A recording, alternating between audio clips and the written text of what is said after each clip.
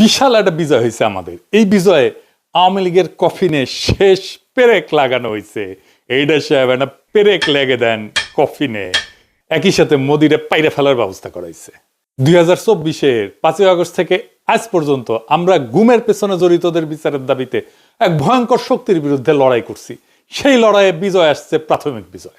প্রথম ধাপে আমরা ওয়াকারকে পরাজিত করতে পারছি। আন্তর্জাতিক অপরাধ ট্রাইব্যুনাল এক ঐতিহাসিক পাহাড় সম কঠিন কাজ করছে। জয়েন্ট ইন্টারোগেশন সেল এবং TFI, task force for interrogation, এই সেলে গুম এবং নির্যাতনের 2 মামলায় মোট 30 জনকে আসামি করা হয়েছে এবং এর মধ্যে আছে ডিজিএফআই এর সাবেক অনেকগুলা পরিচালক এবং আর্মির, সেনাবাহিনীর উর্দি পড়া দুর্বৃত্তরা। তবে এই ঘটনা থেকে বাংলাদেশের মিডিয়া কারা নিয়ন্ত্রণ করে সেটা ধারণা পাওয়া গেছে। আমার দেশ এবং কয়েকটা সামান্য গণমাধ্যম ছাড়া কেউই সাবেক ডিজিএফআই এর কর্মকর্তাদের বিরুদ্ধে গ্রেপ্তারি পরোয়ানার খবরটাতে ডিজিএফআই শব্দটা পর্যন্ত ব্যবহার করেনি। সবার শিরোনামে ছিল শুধু হাসিনা আর সাবেক সেনা কর্মকর্তাদের নাম। দেখেছেন, ডিজিএফআই এর নাম শুনলে কাপড় নষ্ট করে ফেলে। এই জেনারেল ওয়াকার গুম খুনে জড়িতদের রক্ষায় আগামী নির্বাচনে সহায়তার আশ্বাস দেয়া বিভিন্ন রাজনৈতিক দল এবং ব্যক্তিদের নানা প্রস্তাব দিয়ে আসতেছিলেন। এমনকি কিছু মানুষকে সামরিক এলাকায় পিএনজি করাইছে। পিএনজি মানে জানেন তো, পার্সোনা নন গ্রাটা, মানে এদের সেনানিবাসে ঢুকতে দেওয়া হবে না। ওয়াকার তো পারলে তার বোন কাটাল রানীর ক্ষমতায় রাখতো। এখন ও যাই করুক, ব্যর্থ হবে। কারণ সে মিত্র হিসেবে বেছে নিচ্ছে কালপ্রিটদের, দুর্বৃত্তদের, এবং তার মিশন হইতেছে দুর্বৃত্তদের রক্ষা করার। যাই হোক, আগে জেনে নি আসলে গুম সংক্রান্ত কি বিশাল অপরাধ হাসিনা আর তার দলবল করেছিল। এটা নিয়ে একটা ডকুমেন্টারি হয়েছে 1 ঘন্টার বেশি সময়ের, আপনারা পারলে দেখে নেন। আমি ওইখান থেকেই দেখাবো কিছু বিষয় আপনাদের উপযোগী কইরা। ওয়াকার কি কি ঝামেলা করেছে, কেন করেছে, আর ওয়াকারের জন্য কি অপেক্ষা করতেছে সেটাও আমরা এই আলোচনায় জানবো। আপনারা আয়নাঘরের কথা শুনেছেন না? মানে দেশে তো জেলখানা আছে, তাহলে আয়নাঘর কেন লাগে? আর আয়নাঘরে কারা ছিল? আয়নাঘরে ছিল গুমের শিকার হতভাগ্যরা। হাসিনার আমলে কয়েক হাজার গুম হয়েছে। গুম কমিশনে অভিযোগ জমা পড়েছে 1676টা। গুম কমিশনই বলে যে এটা একটা সামান্য অংশ। গুমের শিকার একটা বড় অংশই ঝামেলা এড়ানোর জন্য অভিযোগই করতে চায় না। শোনান এডিটর সাহেব কি বলে গুমের শিকার ব্যক্তিরা। ওই ওপেনলি ওইভাবে সাক্ষাৎকার দিব না, কারণ ওটা এভিডেন্স থেকে যাবে। আমার আজ হোক কাল হোক আমার তো আসলে পরেরটাও চিন্তা করা লাগবে, ফ্যামিলি আছে। এমনি তো অত্যাচারের শিকার হয়েছি, গুম ছিলাম, মিথ্যা মামলা নিয়ে জেলে ছিলাম, এখনো স্টিল নাও হাজিরা দিচ্ছি। ওই 16 সালে গুম হওয়ার কনসিকুয়েন্স এখনো বিয়ার করতেছি। আমার ফ্যামিলি স্টিল নাও সাফারার, আমার ক্যারিয়ার ধ্বংস, সবকিছু হয়ে গেছে। শুনলেন তো? তো জেলে নিতে হইলে তো একটা প্রসিডিওর লাগবে, আদালতে নিতে হবে, আপনি জামিনের আবেদন করতে পারবেন, উকিল নিয়োগ করতে পারবেন। সবার উপরে আপনার বিরুদ্ধে তো অভিযোগ লাগবে একটা, যে আপনি একটা অপরাধ করছেন, তাই না? প্রমাণ লাগবে। যার বিরুদ্ধে অভিযোগই নাই তারে কি করবে? যেমন ধরেন ব্যারিস্টার আরমান, সে তো কোনো অপরাধ করেনি। ব্রিগেডিয়ার আজমি, সে তো কোনো অপরাধ করেনি।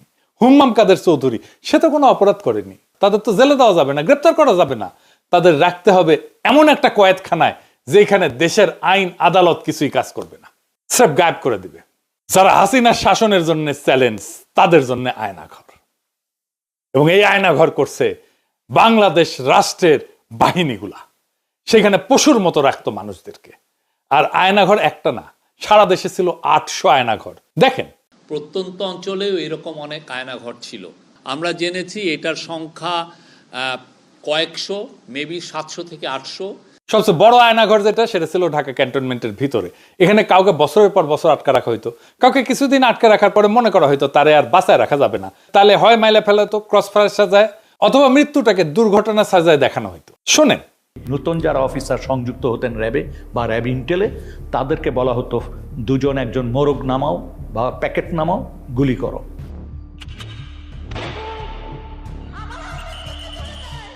যখন ক্রসফায়ার বেশি সমস্যা হয়ে গেল আন্তর্জাতিকভাবে এবং জাতীয়ভাবে, যে এরা এটা নিতে পারতেছিল না আর এটা ক্রিটিসিজম, তখন ওরা বললো যে আরে আমরা বডি প্রডিউস করি কেন, নাই করে দিলি তো হয়, তাহলে তো কেউ বুঝবে না কি হয়েছে। তখন এটাই মুভ করলো ওরা। এটা একটা ডিসিশন ছিল। হাত পা বেঁধে চলন্ত ট্রেনের নিচে ফেলাই দেওয়া হইতো, বা বাস ট্রাকের নিচে। চিন্তা করেন, এমন অনেক মৃতদেহ পাওয়া গেছে যাদের ট্রেনে কাটা পড়ছে, চেনা যায় না, অজ্ঞাত। দেখেন কি বিভৎস অবস্থা। এমন একজন বাইসা ফিরছে, গাড়ির নিচে ধাক্কা দিয়ে ফেলাই দিছিল, আল্লাহ বাঁচাই দিচ্ছেন। শোনেন তার মুখ থেকে। ওই আবদুল্লাহপুর আশুলিয়া রোড যেটা, সেখানে নিয়ে যায়। নিয়ে যাওয়ার পরে উনি অন্যদেরকে নেমে যেতে বলে। নামার পরে আমাকে যে কানে কানে বলতেছে, ভাইজান আমাকে ক্ষমা করে দিয়ে দেখেন, আপনাকে তো চলন্ত গাড়ির সামনে ফেলে দেওয়ার জন্য বলা হয়েছে।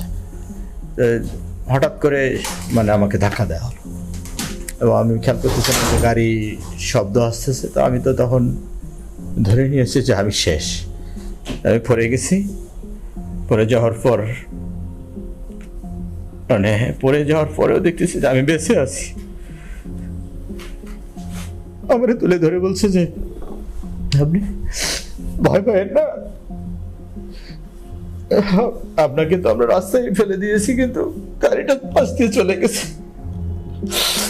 তাহলে আমি টের পাইছিলাম যে গাড়িটা যখন জোরে খুব রানিং এ আসতেছে, আবার যখন ফেলে দিবে ব্রেক শক্ত করে ধরে পাশ দিয়ে টা করে শব্দ হয়, যেটা ঠিক সেই শব্দটাই আমার কানে আসছে।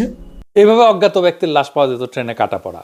রেলে কাটা পড়লে হয় কি, দায়ী কিন্তু কাটা মানুষ, কাটা পড়া মানুষ। বাংলাদেশের আইনে কারো দোষ হয় না, সেজন্যই ট্রেনের নিচে ফেলাই দিত। কাউকে ইনজেকশন দিয়ে অজ্ঞান করে ট্রেনের নিচে ফেলাই দিত, গাড়ির নিচে ফেলাই দিত। কি অবস্থা চিন্তা করেন। তো যদি ডেড বডি পাওয়া যেত তাহলে তো বিপদ।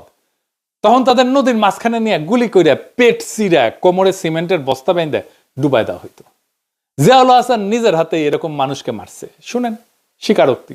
যখন যাওয়া শুরু করলো, আমরা ইয়েতে যাওয়ার পরে উনি ডেস্টিনেশনটা আগে থেকে বলেন না কোথায় যাবে, সাউথের দিকে যাবো। তো যাওয়ার পরে তারপরে বললো যে স্লো ডাউন। যখন স্লো ডাউন বললে তখনই বুঝি যে এখন প্রক্রিয়া শুরু হবে। যখন খোলের ভিতর দিকে তাকে তুলে নিয়ে আসে, সিমেন্টের বস্তা কিন্তু বাইরে থাকে স্যার। খোলের মুখটা খুলে একজন করে তুলতেছে স্যার, সিমেন্টের বস্তা দিয়ে সে বেঁধে ফেলতেছে, পাতে হচ্ছে হাঁটু বরাবর গেছে, হাঁটু বরাবর গেছে। বেঁধে মায়ের কাছে সিমেন্টের বস্তা তাকে একদম কর্নারে রাখছে। সেকেন্ড মেন স্যার পিলোটা দিয়েছে, পিলোটা দিয়ে উঠেছে সব। তাদের পছন্দের জায়গাটা হলো মাথা স্যার, মানে মাথার এখানে বা এই পাশে বালিশ থেকে তারপরে একদম 6 রাউন্ড ফায়ার করে। 2 রাউন্ডটা ফায়ারের প্রয়োজনে কখনো তার মনে হচ্ছে কারো হাত কেঁপে গেছে, তখন উনি বলতে সেকশন। ঢাকায় সুন্দরবনের দস্যুদের কাছ থেকে উদ্ধার করে একটা ট্রলার ব্যবহার করা হইতো এই কাজে। এইটা সাহেব দেখান সেই স্বীকারোক্তি। দস্যুদের কাছ থেকে উদ্ধার করা ট্রলার, যেটা জেনারেল জিয়াউল হাসানের টিম এটা এনেছিল, এবং পরবর্তীতে আমরা জেনেছি যে জিয়াউল হাসানের প্রত্যক্ষ তত্ত্বাবধানে অনেক মানুষকে ওখানে নিয়ে যাওয়া হতো রাতের গভীর রাত্রে। এই জায়গাটা এবং বন্দিরা থাকতো বুঝছেন এখানে এই ডেকের উপরে, কোনো কোনো সময় তো ডেকের ভিতরে থাকে। এন্ড দেন অফিসাররা কারণ ডেকের ভিতরে না থাকলে দেখা গেলো মাঝে দেখে ফেলি, এরকম হয়। ওরা সবই এখানে বা কেউ এখানে থাকতো। এন্ড দেন এখানে এনে শুট করে এখান থেকে ফেলে দিবে। ওখান থেকে পেট ফাটতেছে ওখানে কুইক অ্যাকশন। তার হচ্ছে গিয়ে এখানে যাওয়ার পরে এই যে মানুষটাকে শোয়ালেন, যাওয়ার পরে বাঁধার পরে তারপরে আপনার গুলি করে ফেলা দেওয়া হয়। এদিকে বাঁধার রশিটা রেডি থাকে, ওইদিকে সিমেন্টের বস্তার সাথে রশি বাঁধা রেডি। যেমন রশি বাঁধার থেকে সিমেন্টের বস্তা খুলে না যায়। তারপরে বাকি রশিটা এখন এটা কোমরের সাথে দিয়ে বাঁধা সবচেয়ে সহজ। that of any other places of the whole body. এখানে গুলি করে লোয়ার পোর্শন ধরে ফেলে দিল। কে ফেললো? জিয়া তো গুলি করলো, এখন জিয়েই ফেললো না সাথে আরো যে লোক ছিল তার কে ফেললো এটা আমার খেয়াল নাই। এখান থেকে করে ফেলে দিল। আবার কাউরে ইন্ডিয়া পাচার করা দেওয়া হইতো, যেমন সুখরঞ্জন বালিকে দেওয়া হয়েছিল, সালাউদ্দিন সাহেবকে দেওয়া হয়েছিল রাষ্ট্রীয়ভাবে। এইখানেই ধরা খাবে মোদি আর তার বাহিনী। এইসবের মধ্যে মূল ভূমিকা পালন করছে সেনাবাহিনীর কর্মকর্তারা। ওইখানে নিয়ে 2টা লোক আইছিল হুন্ডাই করে, বললো তোর পার করে দেব, তারপরে তুই ওই জায়গায় কতদিন থাকবি, আবার আমরা তো আবার ব্যাগ নিয়ে আসবো। ওরা আবার ওই দেশ থেকে কারা যেন আসছে স্যার, আপনার ওদের ইন্ডিয়ানরা আসছে, ওরা 2জনকে দিল, আমরা 2জনকে দিলাম। মানে ওরা 2জন বন্দীকে দিল, আপনাদের বন্দী 2জনকে ওদেরকে দিয়ে দিল।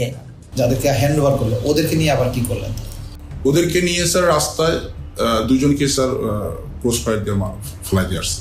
দুর্বৃত্ত কর্মকর্তারা শুধু একটা প্রমোশন, কিছু টাকা পয়সা কিছু ক্ষমতা, এটার লোভে এইভাবে খুনি হয়ে উঠছিল তারা। তাদের সৈনিক বৃত্তিকে তারা জলাঞ্জলি দিছিল।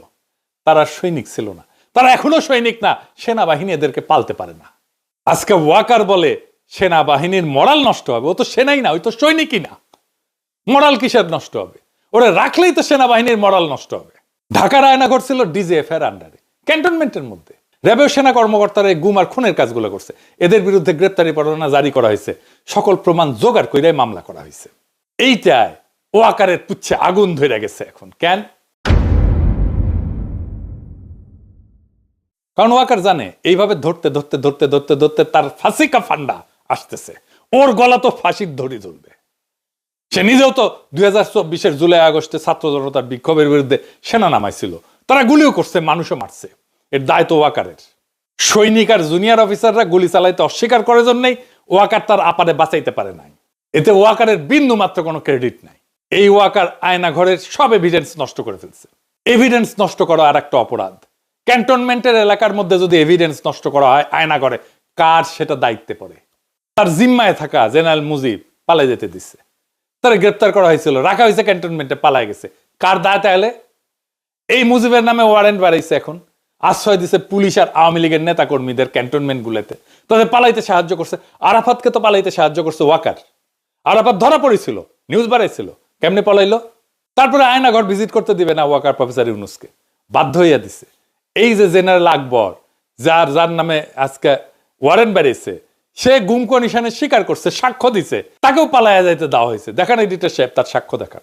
এই প্রসেসের পিকে প্রাইম মিনিস্টার্স অফিস, অনেক সময় ওনার পক্ষ থেকে ডিফেন্স অ্যাডভাইজার ছিল, তো উনিও মাঝে মাঝে ইন্টারফেয়ার করতেন, কথা বলতেন, আদেশ নির্দেশও দিতেন।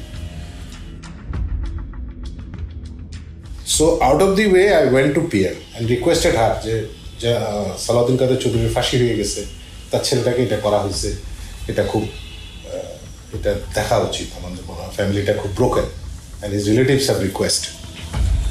আমি নিজে প্রিয়ামকে বলেছি, আমার সাথে মানে আমি 2বার ওনাকে বলেছি, এটা আমার নিশ্চিত মনে আছে। ছেড়ে দিব না, ছেড়ে দিব না, মানে আমি দেখি কি করা যায়। অ্যাডভাইজারকে তুমি বলছো, আমি বলছি। এবং ওনার কি ক্ষমতা ছিল তখন ওটাকে সমাধান করার? অর্থাৎ ধরেন উনি চাইলে কেউ বের করে দিতে পারতো? পিএম চাইলে হবে না, মানে এটা যা চাইবে তাই হবে। এইটাই তো প্রথম গ্রেপ্তারি পরোয়ানা না, এর আগেও গ্রেপ্তারি পরোয়ানা হয়েছে সেনা অফিসারদের বিরুদ্ধে।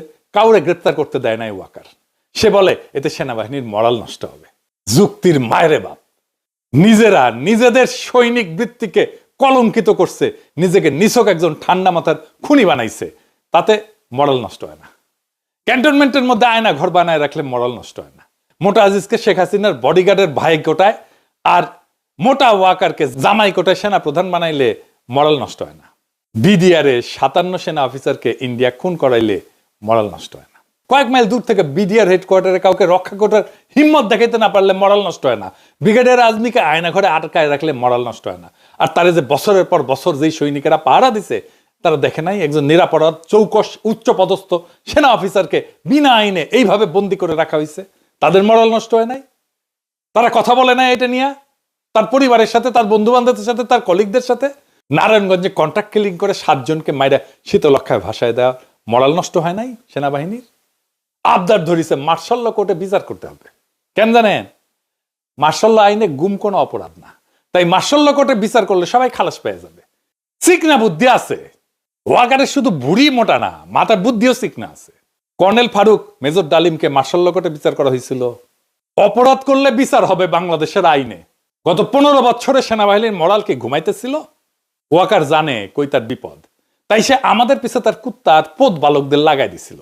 এক পোত বালক তো তার হিরো বানায় আল জাজিরায় স্টোরি করেছে, আর আরেক পোত বালকের সাক্ষাৎকার দেয় ওয়াকার। এক সময় তো ওয়াকারের নিয়ে কিছু কয় যেত না, টেকা পয়সা ছড়ায়, বট বাহিনী লাগায়, এইসব পোত বালকদের দিয়ে ক্যাম্পেইন করায় নিজের বিপ্লবের হিরো বানায় ফেলেছিল। থাইল্যান্ডে গেছিল এই দুই পোত বালক একই টাইমে পেমেন্ট আনতে গেছিল কিনা কে জানে, জিগান। আমি শুনেছি ডিজিএফআই পেমেন্ট দিছে, থাইল্যান্ডে নিয়ে যায়। তবে ওইটাই লাস্ট পেমেন্ট। ডিজিএফআই ওই ফান্ড জয় বাংলা হয়ে গেছে। এটা সিম্পল লজিক বা যুক্তি বুঝেন। হাসিনা বা আওয়ামী লীগ যদি একজনের বিরুদ্ধে প্রতিশোধ নিতে চায়, তাহলে সেটা কে কে হবে? তালিকা করলে আমার নাম তো 1 থেকে 5 নম্বরের মধ্যে থাকবে। হাসিনা নিজে আমার নাম কইছে না, একবার না 2বার কইছে। সে আমার মাইরা ফেলাইতে বলছে, তার বক্তব্যে বলছে না শ্বশুর বাড়ি পাঠায় দিতে। আর ওদিকে সেই কি পিনাক ভট্টাচার্য, ও কিন্তু ভট্টাচার্য না, ও কিন্তু হিন্দু থেকে মুসলমান হয়েছে। ও একদম জামাত ইসলামের নেতার মেয়েকে বিয়ে করেছে। ও এখন ও ভট্টাচার্য লেখে কিভাবে? ও তো ধর্মান্তর হয়ে গেছে। এটা তো কোনো আশা নাই, কোনো মিডিয়াতে জানতে হবে তাই সোর্সটা না, কারণ ওর শ্বশুর বাড়ি তো মানুষই যতদূর সম্ভব বোধহয় ত্রিশাল বা টাঙ্গাইলে না,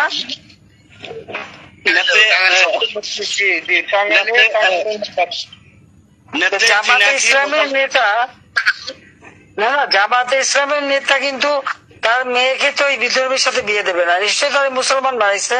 এই যে সুশান্তের সাথে শরীফ আজাদ, ডাক্তার আইজু নামে লাদায়, সে তো আমাকে খুন করার আহ্বান জানাইছে। শোনান এডিটর সাহেব। পিনাকি ভট্টাচার্য, ফ্রান্সের একটা লয়ের কথা বলি, if you kill someone you don't need to death penalty, maybe life in the prison 10 years 12 years. ফ্রান্সে কি বাংলাদেশের মানুষ নাই? পিনাকির মতন একটা কুকুর এই ধরনের কাজ করে যাবে আর বাংলাদেশের মানুষ এখানে বসে আছে? অ্যাসাইলাম মারা একটা কুকুর এখানে বসে আছে। এই কুকুরটা গলা কাইটা যদি এখানে কোনো মানুষের ডেথ পেনাল্টি হবে না, life in the prison. I am challenging, I am sorry. শুনিছেন? আচ্ছা এডিটর সাহেব আবার শোনান তো, হাসিনা আমাকে নিয়ে কি কইছে 2বার, এটা শোনান। মাননীয় নেত্রী আমরা সব জানি, এবং আমরা যত কিছু করার আমরা তার বিরুদ্ধে ব্যবস্থা করবো, আমরা তার বিরুদ্ধে ব্যবস্থা করবো। আমরা আওয়ামী লীগ তো আমার বিরুদ্ধে মিছিল করে প্যারিসে আইসা।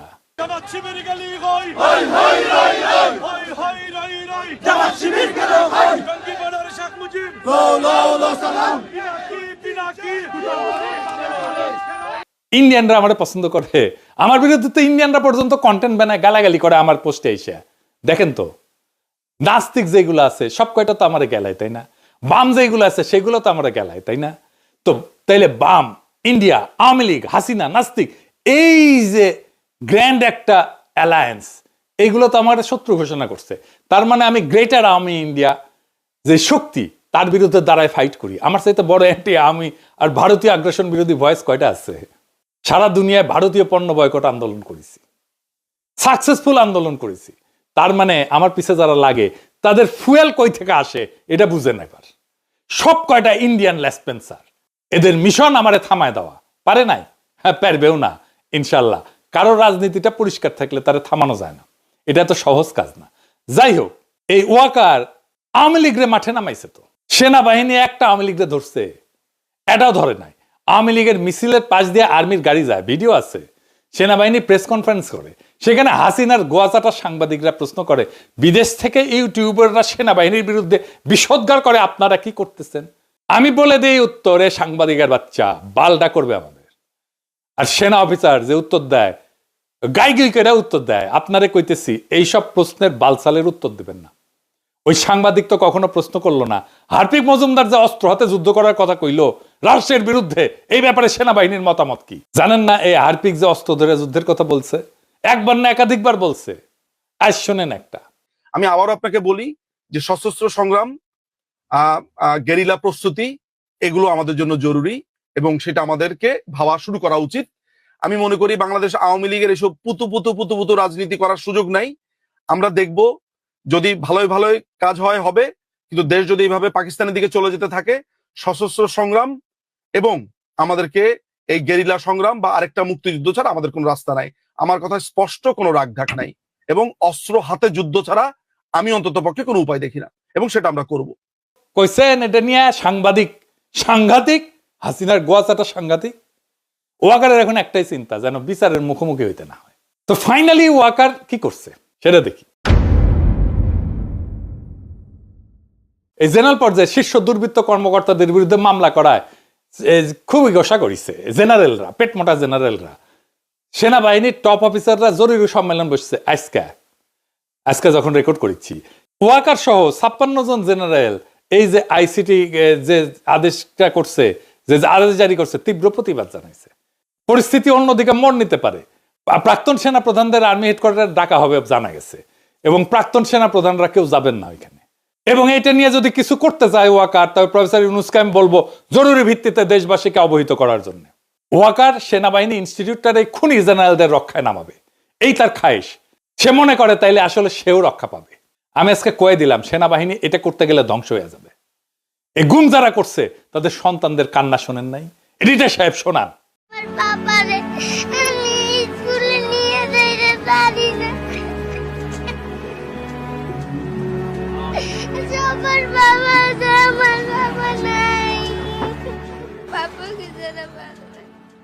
আর একটা শোনান।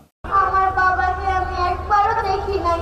আমার বাবাকে আমার খুবই দেখতে ইচ্ছা হয়, কিন্তু আমার বাবাকে আমি দেখতে পাই না। যখন আমি আমার স্কুল যাই তখন আমার বন্ধুরা তার বাবার সাথে যায়, আমি আমার বাবার সাথে ঈদ করতে পাই না। ঈদে সবাই তার বাবার সাথে মেলাতে যায়, আমি করতে পারি না।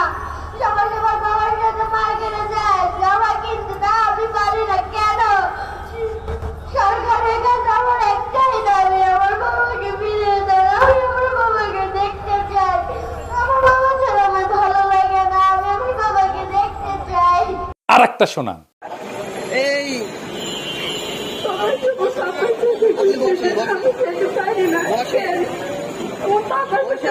করতে বলছে,